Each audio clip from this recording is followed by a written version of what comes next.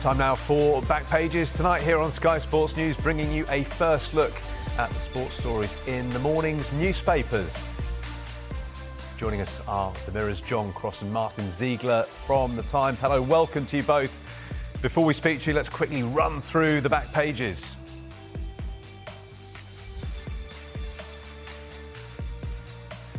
Including this in the Telegraph. Magic Monday, selection of great pictures on the back of the Telegraph. Moving on to the Metro, the Joyriders is their main headline with more pictures of medal success for Team GB. The Sun's headline, Britannic Monday, and they also feature Kieran McKenna potentially being on England's shortlist to replace Gareth Southgate. More reflections on Team GB's success on the back of the Star. As far as the Times is concerned, blazing saddles with a picture there of Team GB's victorious eventing team. Back of the Eye, it's horrific. Panic at RFL over job cuts. And bling it home, more reflections on a great day for Team GB with 6 medals in the bag.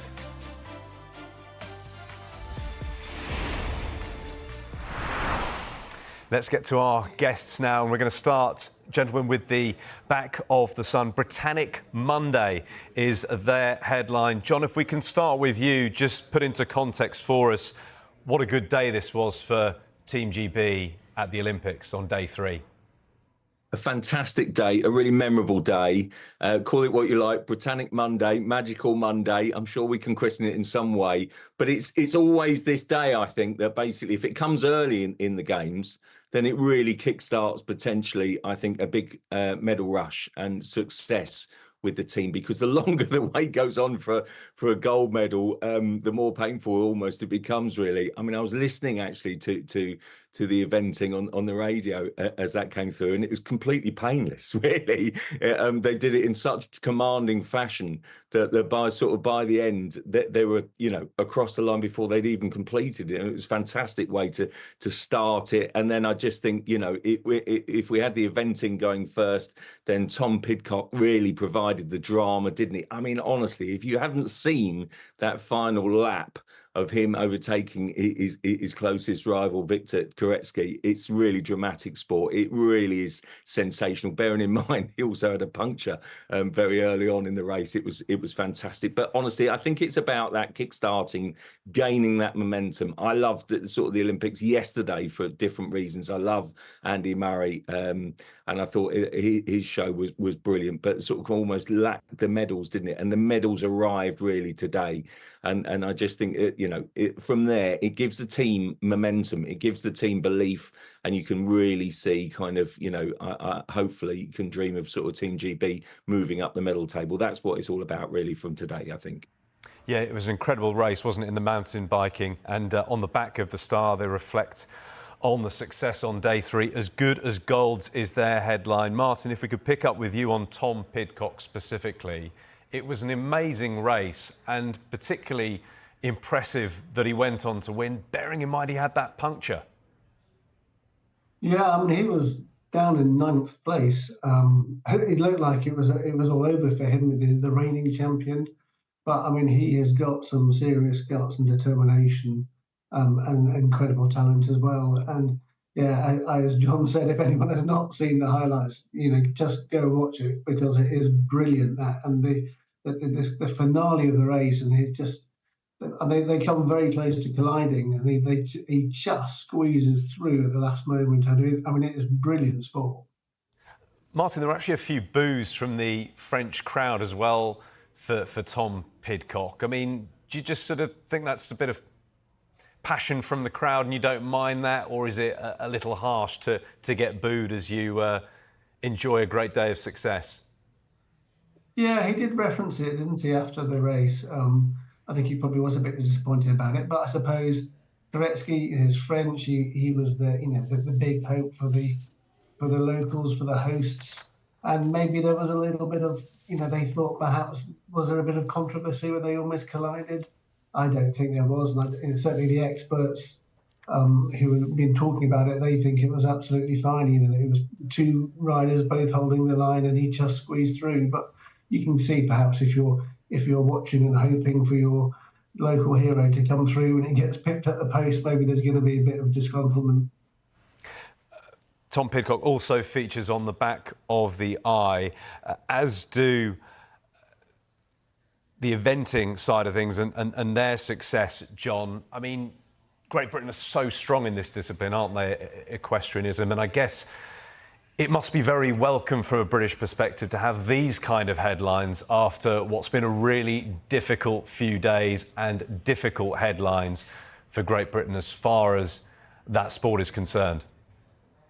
Yeah, definitely. It did set a tone last week, didn't it, really, with all the controversy with Charlotte Dujardin. And really, it was going to be difficult to pick up from there. But we shouldn't overlook the fact that Team GB is so strong across the events. And, you know, and in the eventing itself, you know, this was their title that they were defending with Laura Collett, Tom McEwen and Ross Ganto. And it was a brilliant brilliant effort. As I say, they were so controlling and so prepared that it really, you know, by the end, it was almost a procession for gold for them, really. And it's sort of kind of, you know, that says so much about their brilliance that perhaps it didn't even take the drama, really. They just had to, you know, make sure that it sort of had a penalty-free final round. And it was, you know, that in itself is brilliant, isn't it? And I do think that you needed that. I do think that sort of kind of headlines last week had the possibility and potential to almost set a tone and the kind of the memories right across the whole of the Olympic Games and this particular campaign. And I think that, you know, again, going back to today, and particularly also because of the eventing as well, I guess, then that basically that completely refreshes, resets, and is just a part of the wonderful story today. It's fantastic to see, I think, in the summer. I love the Olympic Games and watch absolutely intently every day. And I just think it's brilliant that sort of the back pages and the human stories come through. I love the way that the human stories come through and sort of in the inside pages of newspapers, and we get to read about it for days, because it is always those sort of unsung sort of kind of, you know, boy and girl next door sort of story. And I love those sort of stories, which really sort of are the image of the Olympics, aren't they? It's been very exciting so far, and it's been exciting in the diving as well, hasn't it, Martyn? Because we can see on the back of the Metro a picture of Tom Daly and his partner Noah Williams in perfect harmony as they secured silver earlier on in the 10-metre synchronised diving. What do you have to say about Tom Daly? Keeps coming back games after games and delivering 5 Olympic medals now. He's got them in every colour. How impressed have you been with what he's achieved over such a long period of time? Well, I think this is a particularly strong performance by him, and in a way it's been sort of a remarkable performance, because he took some time out, didn't he? You know, after Tokyo, he thought that was going to be his last one. His son said he wanted him to go on and go for Paris, and so he had a couple of years out and then came back in. And Noah Williams, they've not been together that long, really. So I think, yeah, they've done absolutely brilliantly. The Chinese who beat them, they really were sheer perfection. So I think both Tom Daly and Noah Williams are very happy with that silver medal, and rightly so. And you say, yeah, 2008 was his first, you know, he was a 14-year-old back in Beijing. I remember watching him then. I'd have to say then, I didn't think he was going to be still going in 2024. But not only is he going, but now he's been winning medals ever since, and he's got the full set now. And whether he now decides he wants to go one more time, I think that will be interesting. I mean, it must be a difficult decision whether to finally say, this is it, I am going to call it a day. Yeah, you mentioned there, will he go one more time? The Star reflect on that on their back page. Daly, an American dreamer, could he go for one more games? Perhaps I could turn to you, John, and just reflect on the challenges, I guess, for Tom Daly, and therefore how impressive it is that he's been in the spotlight for so much of his life, since being a young boy, to face that pressure and that scrutiny over so many years. Yeah, absolutely. And I think almost what puts it in context was, I don't know whether you've seen the comments from Noah Williams, who was basically saying, as a kid, I remember watching Tom Daly, and he was my inspiration. He was my sort of hero. And that's the sort of the partnership that they've got between them, and sort of, the understanding. And I do think Tom Daly has really, he's one of those sort of figureheads who's just been an inspiration, hasn't he? And he's really sort of kind of, he will own that sport now, I think, basically, because, he's had so much success.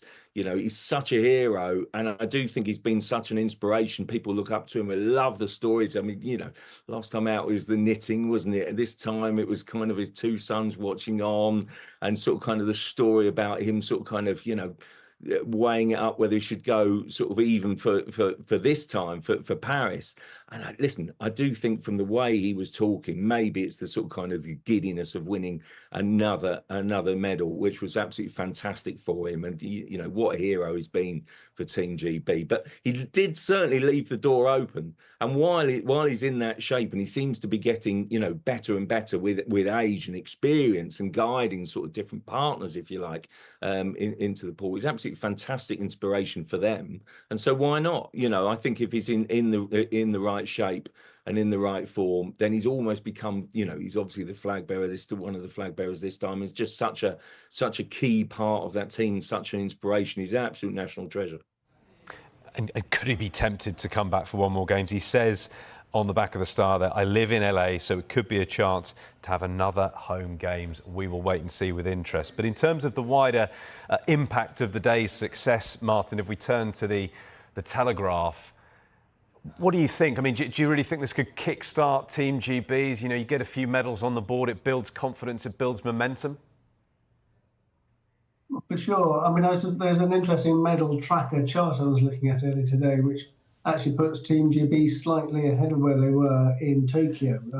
And Tokyo, they got 64 medals, and brilliant achievement. So if they're actually on course to do better than that, then I think they will be more than delighted with the start they've had so far. And there's plenty more medal opportunities to come. Not that many you'd say have gone away. I mean, Adam Peat, I think he was hoping to get a gold, but he got a silver. Turns out he had COVID. So actually, what a triumph that was. So I think they will think this is the best possible start they could have had. Martyn, you touched on it there. Adam Peat still getting a medal, and now we know that he's got COVID. That's featured on the back of the Times. Peat COVID positive a day after silver. Now, many of us will have had COVID and know how it can make you feel. So, John, bearing that in mind, how impressive is it that he was still able to come away with a silver medal, considering potentially he might have been feeling a little under the weather? Yeah, and also, by the way, it was just a matter of touch, wasn't it? The Italian timed his touch to perfection. It was so close, 200ths of a second. And what really struck me when I heard this news today was that I immediately turned my mind back to kind of the immediate post-race interview, I should say. And he immediately referenced, I woke up this morning with a bit of a sore neck. And so, while he was quick to sort of say, look, I wasn't feeling my best, but quick to acknowledge that basically I'm not making excuses here, he clearly was under the weather. And he did have COVID. And, bearing in mind, it was the COVID games 3 years ago. It's still, in our daily lives, of course it is. And for him then to kind of overcome that without actually knowing about it at the time, of course, I mean, he's just absolutely puts into perspective what an incredible effort it was. I mean, I did, watched him in the semi-final. It was so impressive, probably feeling, at the top of his game, if you like. And then in the final, now we know what we know. I just think it makes it even more remarkable. What a warrior, what a sportsman, what a competitor. Absolutely fantastic for Adam Peat. I know it's obviously very upsetting and sort of sad to hear this about COVID, but I do think it puts a different complexion on it, and really, sort of it resonates, and I think it makes him even more heroic, I must say. Yeah, plenty of success so far for Team GB. John, Martyn, thanks very much indeed for now. Back with you in just a moment. We're going to take a quick break and return to look at more of the back pages, including this in the Telegraph about Manchester United's potential new stadium.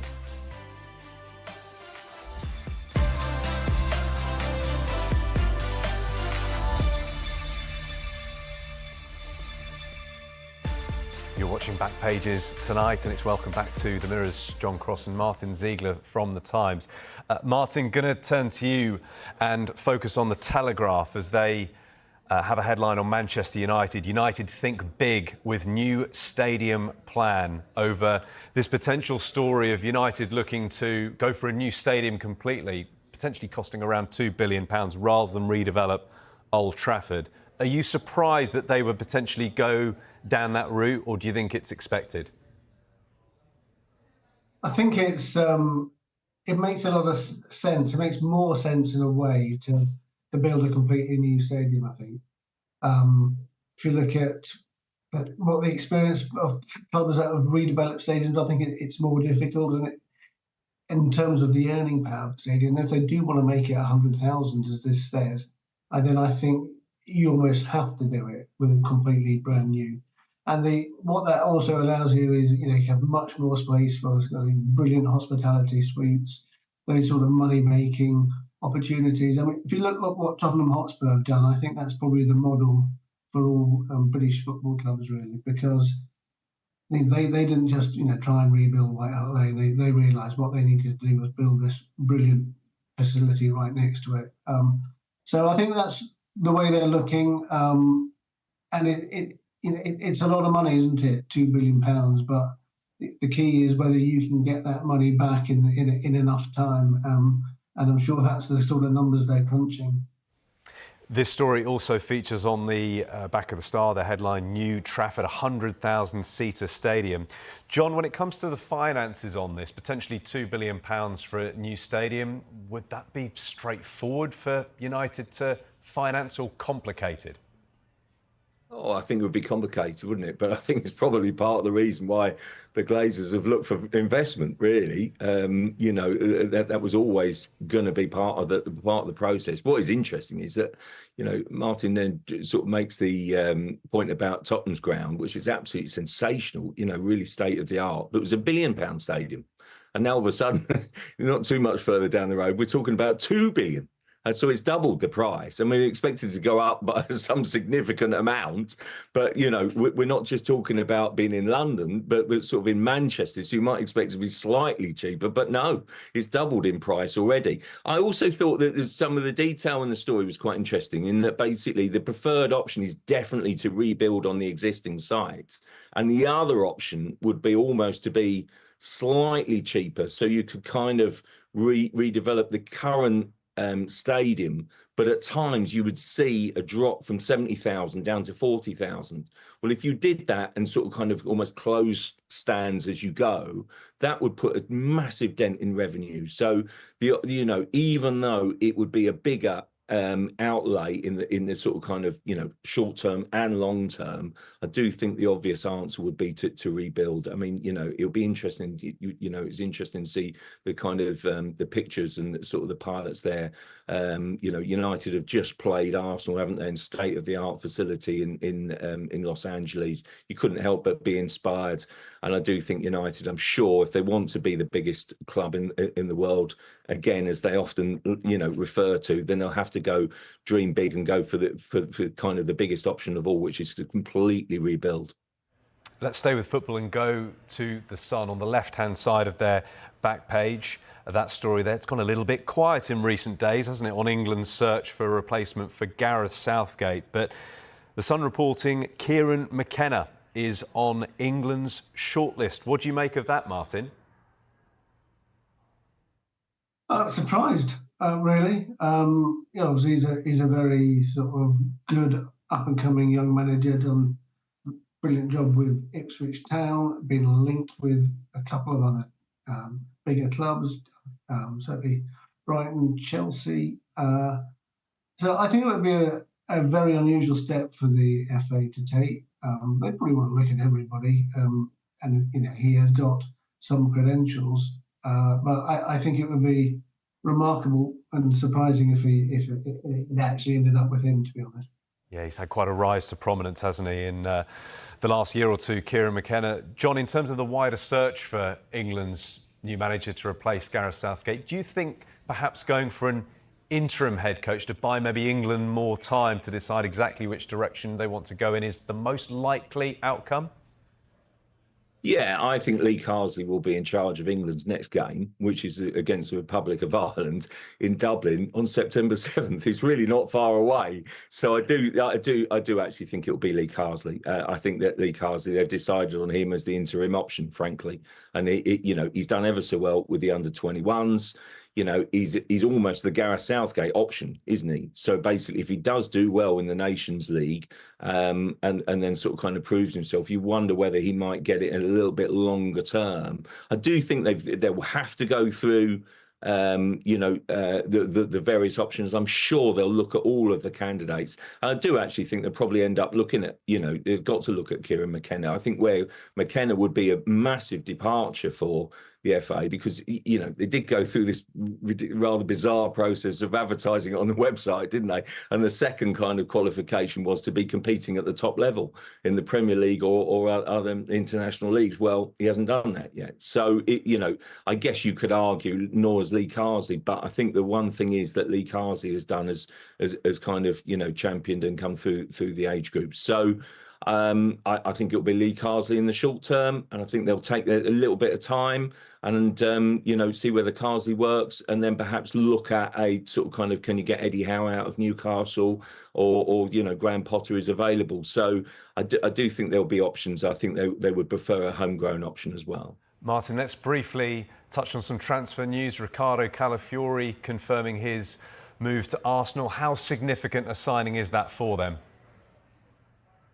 Yeah, sort of an exciting young defender, isn't he? You probably saw him in the Euros playing for Italy, plays at centre-back, I think a lot for Bologna, but can also play left-back. I think also in his career has played left wing. I mean, he's big, tall, strong, powerful, but very technically gifted. And I think this idea, that Arteta has about defenders going up and taking a holding role in midfield, maybe he thinks he's a player to do that. So I think quite a strong signing for Arsenal. Martyn, John, thanks very much indeed. Great to have your company. There's another chance to see Back Pages tonight at 1:30. You can also catch up wherever you get your podcasts from. Just search for Back Pages. And you can join us again on Tuesday when our guests will be The Sun's Andy Dunn and Sean Ingle from The Guardian.